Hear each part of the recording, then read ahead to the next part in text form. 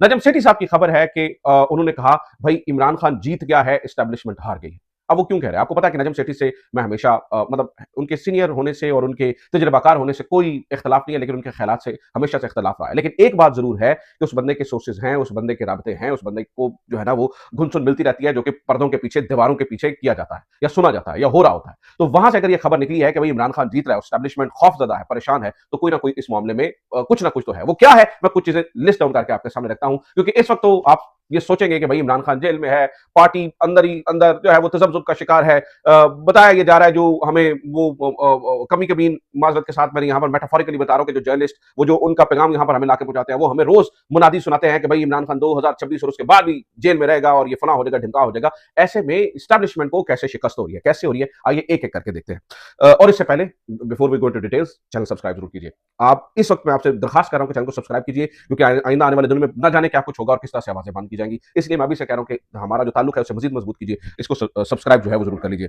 नजम सेठी साहब की खबर उसकी तफसील में वो ये बताते हैं कि एस्टेब्लिशमेंट को खौफ किस चीज का है। खौफ इस चीज का है कि भाई जो पहले वजीर आला था, वो वजीर आला बाहर बढ़ के मारता था, अंदर खाते अस्सलाम वालेकुम जी वालेकुम सलाम करके चीजों को सेटिंग कर लेता था, वजाते दे के मामला को सेट डाउन कर लेता था। मैं इसके जिम्मन में एक और आपको खबर देता हूं। आपको पता है कि army chief general Asim Munir साहब ने ये कहा बैरिस्टर गौहर साहब को और गंडापुर साहब को कि भाई ये दोनों मेरी जो है ना बड़ी फेवरेट पर्सनैलिटीज हैं, और जब भी बैरिस्टर गौहर साहब का बयान आता है मैं अपनी आवाज ऊंची कर देता हूं। एक जगह से ये खबर निकली और ये शेर अफजल मरवत साहब ने इस खबर को निकाला, भाई वो उनका वो आवाज ऊंची कर देते हैं, बड़ी फेवरेट पर्सनैलिटी। गंडापुर साहब के साथ मामला, मैं गंडापुर को गद्दार नहीं कह रहा, कुछ नहीं कह रहा, लेकिन गंडापुर साहब के साथ मामला बड़े सेट थे, बड़ी सारी चीजें थी।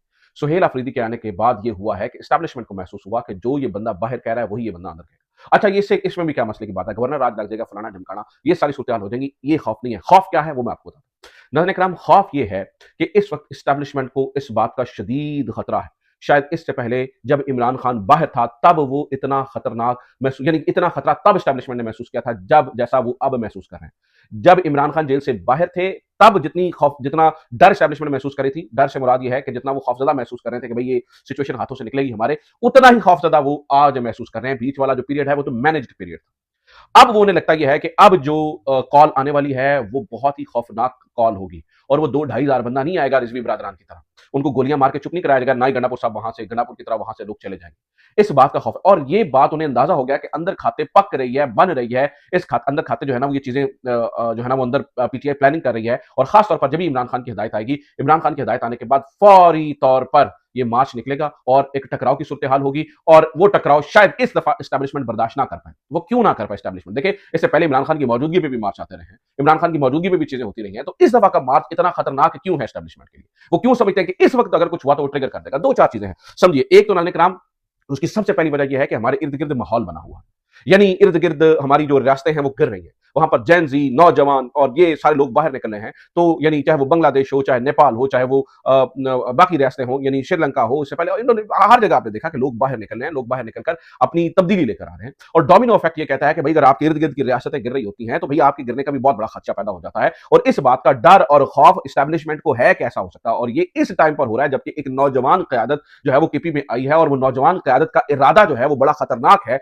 और वो बाहर निकल रहे हैं और वो पीछे नहीं हटेंगे, वो वायरलेस फोन में बात नहीं करेंगे, वो अपनी काबीना में ऐसे बंदों को शामिल नहीं करेंगे जो अंदर खाते हैं उनके साथ लाइनें फिट कर रही हो। और नजम सेठी साहब कहते हैं कि जो काबीना बन रही है, जो काबीना बनाई है जनाब मोहतरम सीएम केपी ने, वो अपने ही जैसे लोग लेकर आए हैं, यानी हार्ड लाइनर्स को लेकर आए हैं। तो इनमें से लोग पीछे नहीं हटेंगे, यानी ये वो लोग हैं जो नीचे से आए हुए